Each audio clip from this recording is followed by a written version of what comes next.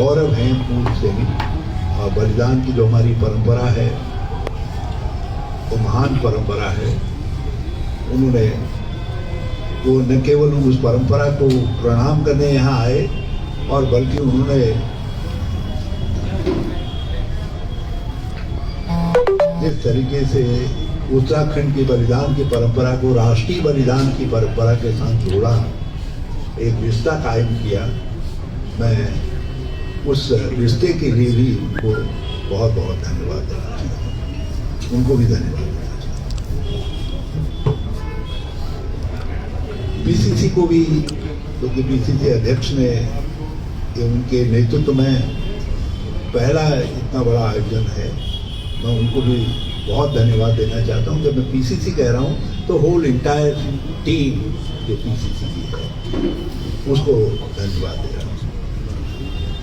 और इससे जो हमारा चुनाव अभियान है वो एक नई ऊंचाई पर अब आकर के खड़ा हो गया है, और मुझे पूरा विश्वास है कि जो आगे की हमारी स्ट्रेटेजी है, प्लानिंग है, हम, क्योंकि जो फेज 1 कैंपेन का था वो कल अपना स्थान ले चुका है, कल की रैली के साथ। और हमारे जो थीम इश्यूज हैं जिन पर हम चुनाव को आगे जोड़ रहे हैं वो भी तय हो चुके हैं, जिनमें सैनिक, किसान, नौजवान, महिला और कमजोर तबके, दलित और अल्पसंख्यक, इनका सम्मान और इनका कल्याण, इनके आर्थिक उन्नति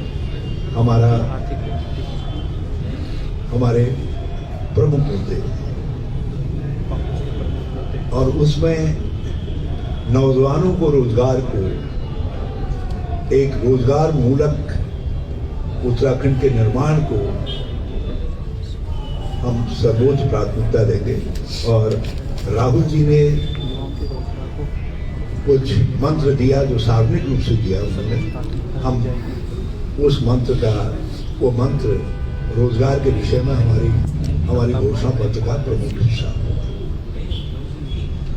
और हम समाज के कमजोर तबके, जिसमें अल्पसंख्यक भी हैं, अति पिछड़े हैं, जिसमें मलिन बस्तियां हैं, और हमारे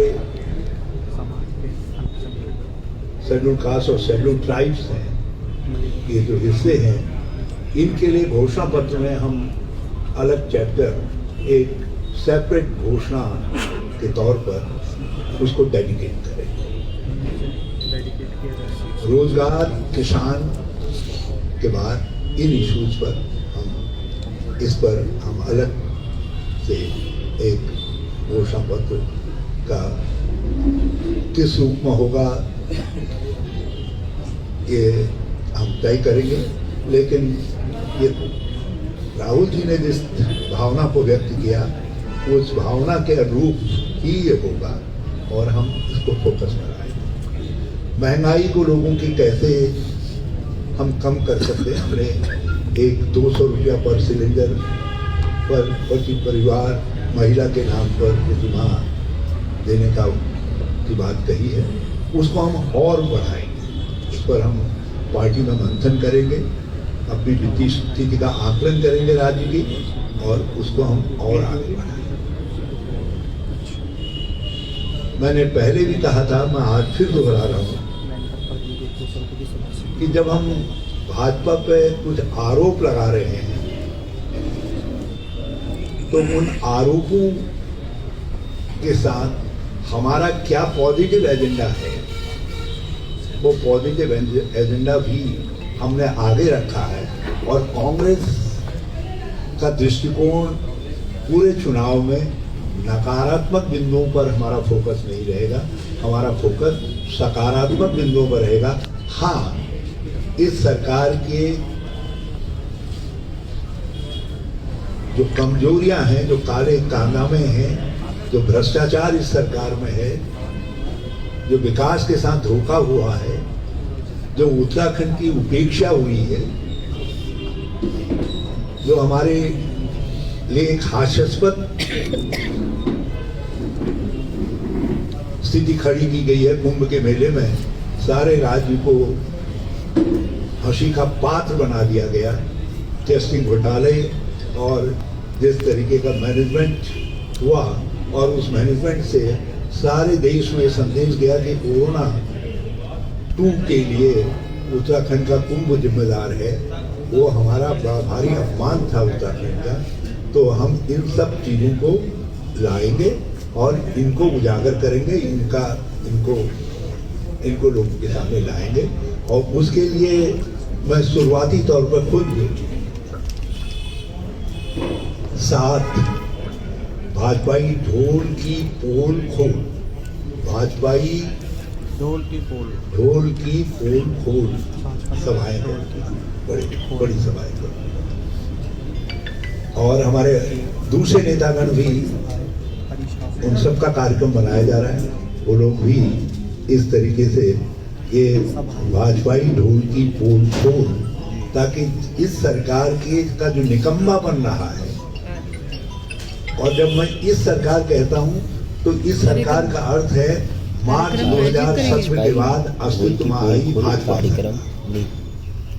मुखौटे आपने कोई बदल दिए हों, लेकिन सरकार वही है, चरित्र वही है, बातें वही हैं, आदतें वही हैं, और भ्रष्टाचार की और दूसरी चीज़ों की जो उनकी पुरानी स्वभाव है, वो स्वभाव वही है। तो इसलिए हम भाजपाई ढोल की पोल खोल इसको, और ये सारी चीजें जो है आपको रोल आउट होती हुई दिखाई देंगी। 19 तारीख को हम पिथौरागढ़ से इसको रोल आउट करेंगे। वो था पिथौरागढ़ में मोनाकोट से रोल आउट करेंगे इस कंपेन को। और ये कंपेन केवल चुनाव अभियान के अध्यक्ष के तौर पर ही नहीं होगा, ये कार्यकर्ताओं तक, नीचे तक हर कार्यकर्ता जो है भाजपाई ढोल की पोल खोल को अपना लक्ष्य बना करके, प्रत्येक कार्यकर्ता के लिए ये प्रार्थना है और अनिवार्य भी है, जो हमारे नेतागण हैं उनके लिए, सबके लिए, कि वो अपने अपने स्तर पर छोटी बड़ी कॉर्नर मीटिंगें, बातचीत, प्रेस स्टेटमेंट आदि प्रदर्शन सबके माध्यम से भाजपाई ढोल की पोल खोल भाजपा सरकार की विफलताओं को उजागर करेंगे और पूरी ताकत से, शक्ति से करेंगे।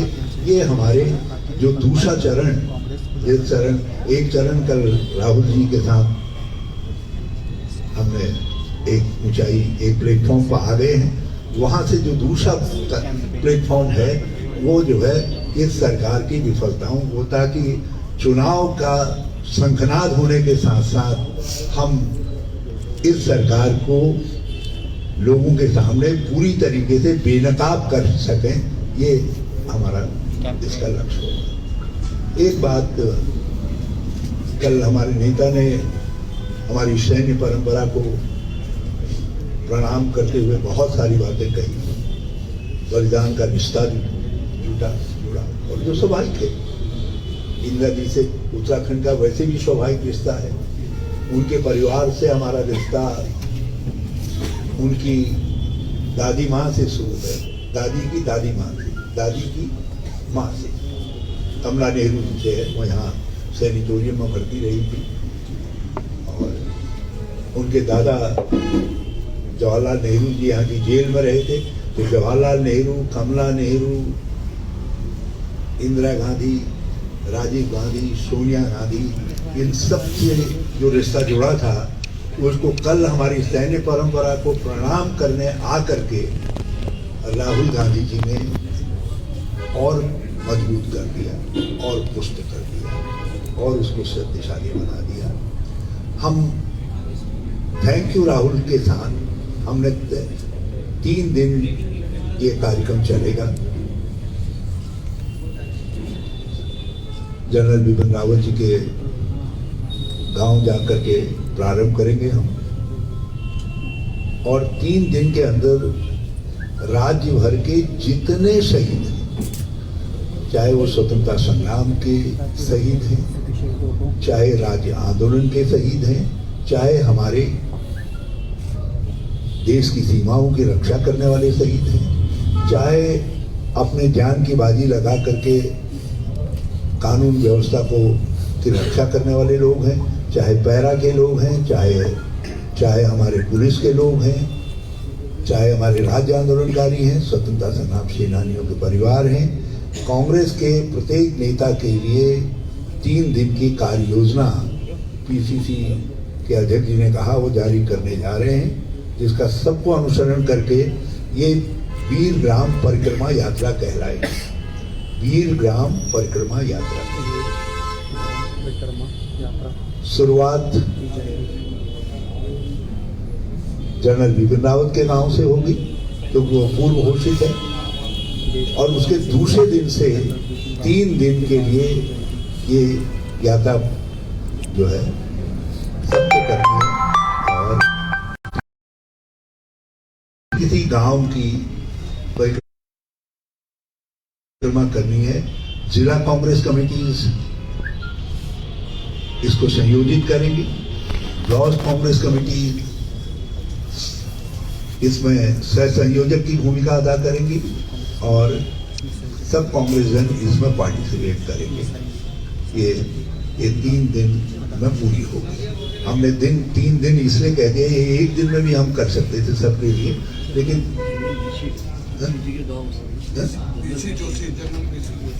जोशी और जनरल बीसी जोशी जी के गांव, क्योंकि जनरल रावत के गांव से तो कर ही रहे, अध्यक्ष जी खुद जाएंगे, और जनरल बीसी जोशी जो हमारे 17वें जनरल थे और वही 17वें जनरल थे, और जो सेवा काल में लेफ्टिनेंट जनरल जनरल का आर्मी चीफ थे जो है, बल्कि उत्तराखंड से पहले आर्मी चीफ थे। हम उनके गांव से श्री गोविंद सिंह पुंजवाल जी और मनोज तिवारी प्रारंभ करेंगे, इसलिए मैं इन दोनों को भी अपने साथ लाया हूँ। ये वहाँ करेंगे, अध्यक्ष जी वहाँ करेंगे। ये भी उसी दिन करेंगे जिस दिन बिपिन रावत जी के गांव में हमारे अध्यक्ष जी जाएंगे, और नेगी जी यहाँ हैं, ये भी उनके साथ जाएंगे, सब लोग जो है। तो ये बातें आप सबसे कहनी थी। एक बार फिर मैं आप सब पत्रकार बंधुओं को बहुत धन्यवाद देना चाहता हूँ। आप लोगों ने कांग्रेस रूपी सुदामा के ऊपर बड़ी कृपा की। सर मदन कौशिक जी का बयान आया कल की रैली को लेकर कि पहले भाजपा ने सैनिक सम्मान यात्रा निकाली, तो अब जो है कांग्रेसियों को भी याद आई, पाखंड करने का काम कर रही है कांग्रेस। यदि भाजपाई गंगा में स्नान करते हैं तो गंगा स्नान है, बाकी सब लोग गंगा में स्नान करते हैं तो वो पाखंड है। तो भाजपा को दूसरों का हर काम पाखंड दिखाई देता है, जबकि असली पैदाइशी पाखंडी जो है भाजपाई है।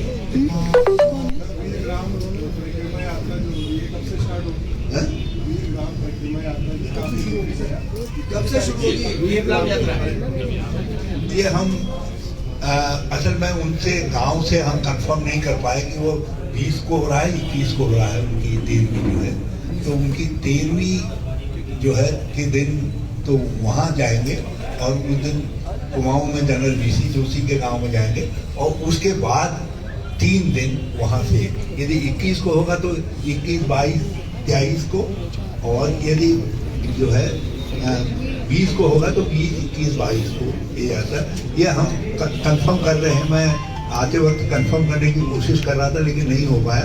वो पीसीसी से आपके पास सर्कुलर की कॉपी जो है अभी आ जाएगी। रावत जी, बीजेपी का कहना है कि सबसे भ्रष्टाचार यदि हुआ तो आपके कार्यकाल में हुआ, उसके मुख्य आप थे। वो मुझी को चुनावी मुद्दा बना रहे हैं, अच्छी बात है। मैं नहीं है, हम जनता जनार्दन का जो भी हमको प्रसाद मिलेगा उसको हम कृतज्ञता के साथ ग्रहण करेंगे। जब हमको केवल 11 का प्रसाद मिला था तो हमने उसके लिए भी धन्यवाद दिया और जितना देंगे। लेकिन एक बात, यदि मैं लोगों के भाव को समझ पाया हूँ तो जनता का जो भाव कल दिखाई दे रहा था, जनता ने तय कर दिया कि भाजपा कुछ भी कहते रहे मगर हम करेंगे भाजपा को तड़ी पार। तो 60 के पार नहीं, अब तड़ी पार। भाजपा तो ये कह रही है कि आपने चारों तरफ से ग्राउंड को क्लोज कर रखा था, इसलिए भीड़ ज्यादा दिख रही थी। लेकिन एक सेकंड भविष्य में चुनाव में समय चालू हो चुका है। भविष्य में जो राहुल गांधी है उत्तराखंड और भी सभाओं को यहाँ पर करेंगे तो कब हम उनको अब जनवरी के महीने में जब चुनाव अभियान शुरू होगा तो उस समय तक नहीं करेंगे। और आप जानते हैं हमने पहले आपसे कहा था ना कि वो कितना ही कर लें, लेकिन जनता तो भारी पड़ती है। जनता ये समय कांग्रेस के साथ है। सर जिलों का मुद्दा एक बार फिर से उठने लगा है। उनका सर बीजेपी का कहना है कि पूरे प्रदेश भर से पैसे की दमकर की एक भीड़ मंगाई गई थी और पूरा ग्राउंड को क्लोज भी कर दिया। 8-10,000 जो प्रधानमंत्री का देखिएगा, जो पैसे के बल पर आए थे वो अपने नेता के भाषण के वक्त या तो ऊँग रहे थे या जमाइयाँ ले रहे थे, और जो बिना पैसे के स्वपूरी तरीके से आए थे वो जो है प्रारंभ से लेकर के अंत तक जोर से भरे हुए थे। और जब तक राहुल गांधी जी का हेलीकॉप्टर उड़ के नजरों से ओझल नहीं हो गया, लोगों ने फील्ड को छोड़ा नहीं। ये अंतर था हमारे कांग्रेस कल की रैली में और जो इससे पहले की रैली हुई थी। उनके पहली जो रैली हुई थी उसमें जब उनके प्रधानमंत्री बोल रहे थे तो आधा फील्ड खाली हो गया था। तो ये है उनकी भीड़, उड़ाऊ भीड़ थी, हमारी भीड़ जमाऊ भीड़ थी। देखो जमीन ये भी कहा मैंने कौशिक ने कि जो सैनिकों का कल दिखावा किया जा रहा था सम्मान करके, वो पहले अभी तक सैनिकों के ऊपर ही सवाल उठाते रहे, चाहे सर्जिकल स्ट्राइक हो, एयर स्ट्राइक हो या फिर जो सेना के जो अधिकारी रहे उनका अपमान करना हो। मैं नहीं जानता वो किस विषय में कह रहे हैं, लेकिन मैं एक बात जानता हूँ, जिन लोगों ने गांधी को गाली दी, क्या हमने गांधी की जय करने का उनका अधिकार छीना? कभी सवाल किया उस पर? रावत जी क्या माने कि इस बार सैनिकों के कंधों पर? अरे आप सवाल नहीं कर रहे थे, मुझे बड़ी चिंता हो रही थी।